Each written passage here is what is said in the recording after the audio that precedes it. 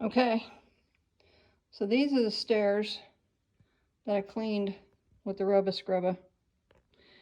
Light's not real good because it's the basement. I've never had anything clean the carpet on these stairs this fast.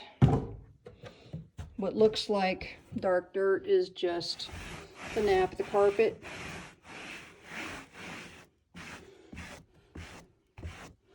Okay, this house is 70 years old and I've been in it for 15, and I've not replaced the carpet or done anything with the basement stairs because I had other priorities upstairs. I remodeled the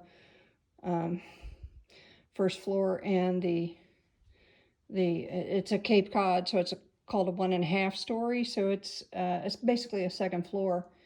I did not give priority to the basement. I didn't care if the basement steps were pretty. So I clean them once a month. And the hard part is I took a scrub brush to it. That's because a vacuum cleaner wouldn't do it. I didn't have, not the small hand vacs. Anything I did to this didn't clean it. I used to have to take a scrub brush to it. And it was an exercise in futility to try to get this done.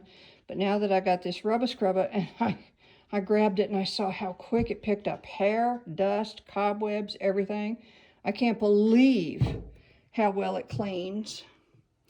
And this is just an example. Look how that cleans off. And I'm embarrassed a little bit about this, but I have literally not done this because I hate it. I've cleaned the rest of my house. Rest of my house, you could eat off the floor, but not this part. You wouldn't want to eat off this floor. We're getting there though. But this really, when someone said, what do you use the Rubba Scrubba for? And I listened to Flylady talk about what you could do with the Rubba Scrubba.